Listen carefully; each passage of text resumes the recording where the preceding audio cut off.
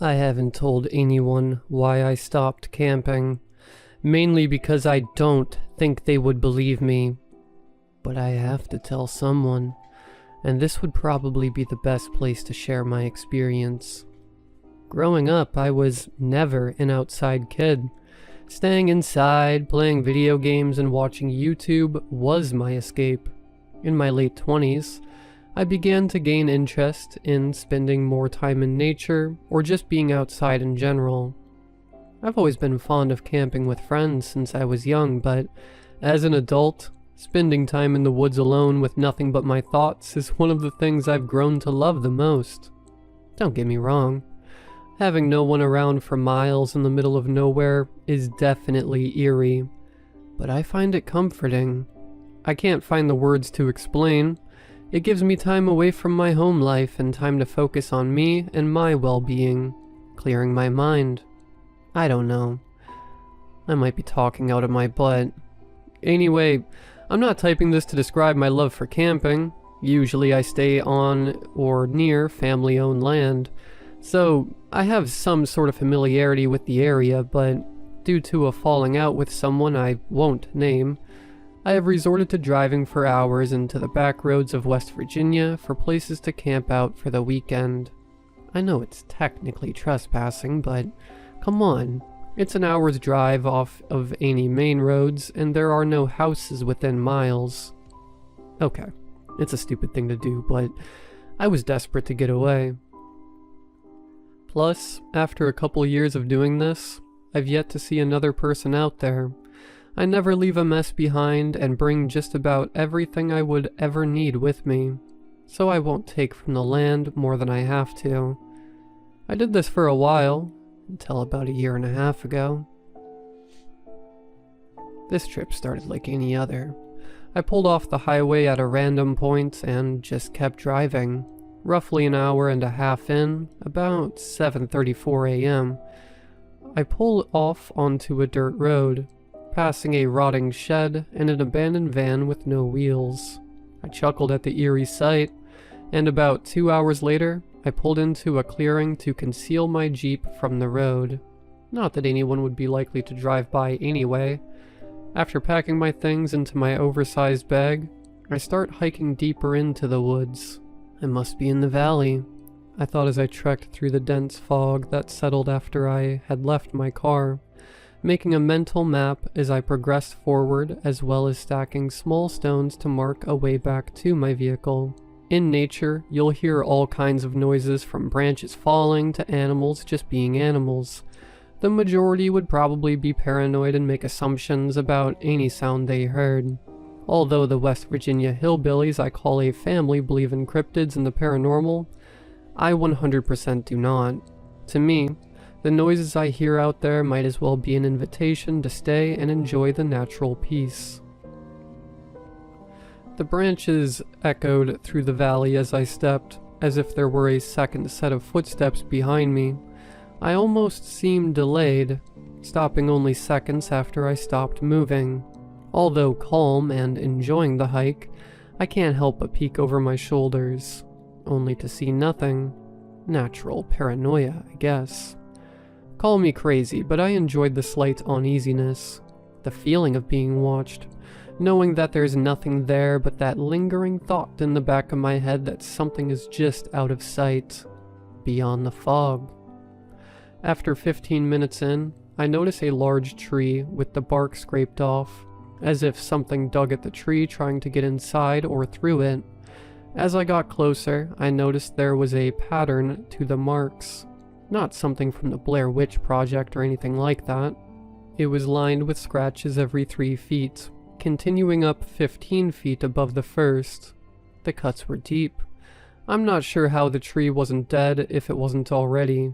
I brushed it off as being caused by other falling trees or animals. I mean, when I say this tree was massive, I could have stood in the middle of it and stuck out my arms. Who knows how long it has been here? Around 12:53 p.m., I found myself in a clearing between the trees. This was as good a spot as any. I set my tent under a tree, made a makeshift fire pit, and pulled a fallen log near for a seat. A few hours later, it was as comfortable as I could make it. It was where I would be staying for the next 3 days. Still bright out, I lit up a fire. At this point, the temperature was starting to drop. A thud came from the right, scaring the crap out of me. Something hit the top of my tent. A rotting stench filled my campsite within seconds. I search for the source. The smell grows as I get closer.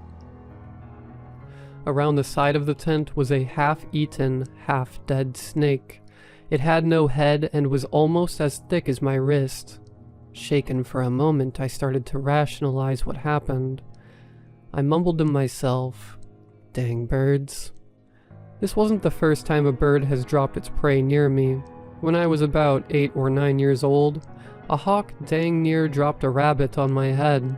Another time, a dead mouse was on my windshield only a few years prior. Regardless, it caused my heart to skip a beat. The stench of the rotting animal had become too much to bear. Grabbing the small, collapsible shovel, I scoop up the corpse and bury it a far distance away. The fog started to clear at this point, but the forest didn't grow any brighter since the sun had started to set. As I made my way back over to the barely illuminated campsite, I could have sworn I heard footsteps or something moving in the brush nearby. Stopping in my tracks, I try to listen closer. Right as I do, the noises stop.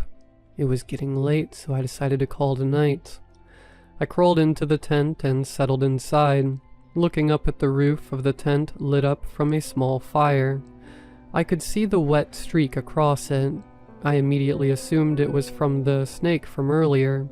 After a mildly cold night of tossing and turning, I drifted to sleep, waking up to what I can only describe as tapping, clicking, knocking. I'm not really sure. It was too quiet and distant. As much as I wanted to just go back to sleep, I unzipped the tent and peered outside. The fire was pretty much out, and a chilling breeze hit my face. I squinted and tried to listen again. The noise either stopped or was too faint to hear over the rustling and swaying of the larger trees. I crawled back into my sleeping bag and inevitably passed out. The morning after, I rose to a relatively quiet and clear morning. I made breakfast, cleaned up the tent, stretched, and prepared to set off for a hike. I had pretty much forgotten about the night before, chalking it off to another animal or branches falling from some dead trees. A good 45 minutes into my walk, I came across a creek. On one side was a steep cliff edge, probably 30 to 35 feet tall, and on the other was a relatively flat patch of wood I had been hiking through. I walked along the edge of the creek for a while until something caught my eye. A football field down the creek had a dark figure that appeared to be on all fours. It looked like a bear but was too far to make out. I carried bear spray with me at all times while out there. Even then, I was still somewhat worried, seeing that I was the only one out here. I shouted loudly to try and scare it off. Something was off.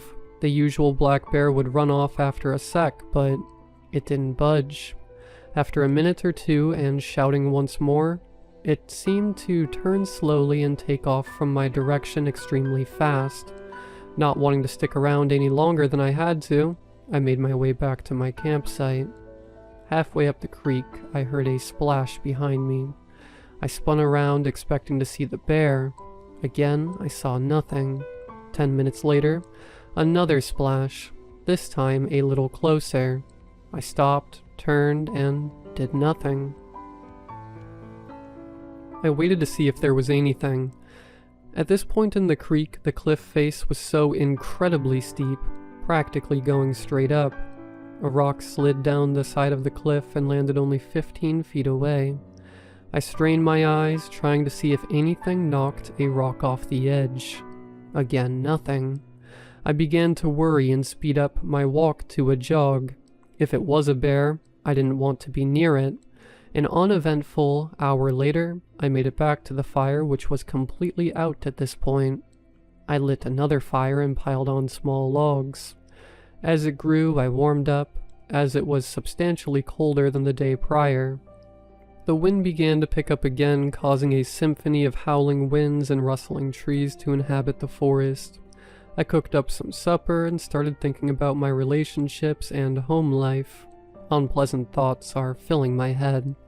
To take my mind off the things I came here to get away from, I pulled out my phone, which had nearly no service, and started listening to some horror podcasts that I downloaded off YouTube. I know, horror stories in the middle of the woods, which is a great combination for me. The commentary on the stories and occasional humor cheered me up enough to take my mind off things. As the sun began to set, the wind carried a familiar stench through the campsite, causing me to gag. Eyes watering, I searched for its source. I found it. The same lifeless snake body. The same spot where it fell originally. Something had dug it up and drug it back here. I didn't know what to think, but it was too much. Just as I did the first time, I scooped it up and went burying it for the second time, this time further than the last. I dug the hole deeper and tossed the snake in. As I filled the hole, my heart stopped. A loud "ha" came from in front of me. Not a laugh or any word, but an exhale short and fast, similar to a bull's snort. My eyes jolted forward to see what could lie in front of me. Nothing. I don't know if I wanted there to be something or not. I left the bear spray at the tent. Quickly I ran to the fire, expecting something to follow, and tore the cap of the spray and waited. The howling wind slowly faded, and I stood at the edge of the fire's glow. "Are you kidding me?"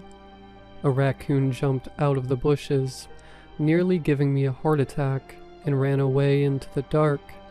I laughed at the whole situation, a bit embarrassed that the small rodent scared me, an adult man. The horror stories and the figure by the creek had me way too paranoid. I quickly calmed down and resumed eating by the fire, then settled back into the tent for the second night, trying desperately to fall asleep. I opened my eyes and found myself in my car. I was driving on the same dirt road I took to get here, passing the same shed and van. Before I pulled off the trailer, however, a tree fell suddenly onto the road. Not able to slam on the brakes fast enough, I hit the log, totaling my car. I crawl out in excruciating pain, holding my stomach with both arms. My shirt was stained with blood and my ribs were certainly broken. I started hiking into the pitch-black trees, quivering as the chilling breeze shocked me awake.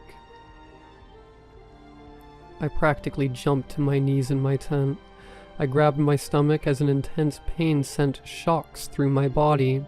I noticed my tent was partially unzipped, allowing the cold wind to fill the small space.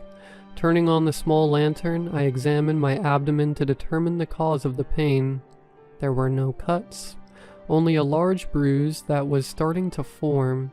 With no explanation for the open tent or the bruise, I zip up the tent and decide to pack up and leave first thing in the morning.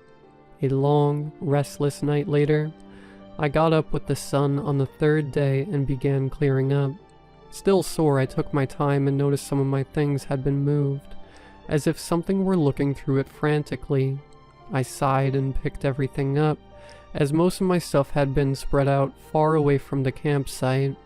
Picking up the last bit of random packages of food and fire starters, I looked up from the ground and was met with a pair of eyes peeking from behind a tree. At the same time, the woods went quiet, an unnatural quiet. No rustling leaves, no animals, not even my own heartbeat. I couldn't breathe. I couldn't even move as it stared through me. They were wide and bloodshot, and the pupils were so small they were almost unnoticeable. One of the things that shook me the most was the size. They were a good 8 feet up the tree and the size of softballs. There was no head or body I could make out. It was as if they were suspended like snails. I was broken out of the trance only by the loud, fast stomping behind me, brought back to consciousness. I bolted in the direction of my car, not stopping to breathe.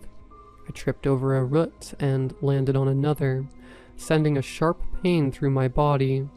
Adrenaline had already set in, and before I could get back up, a cold burst of air hit my neck, followed by the same exhale from the day before.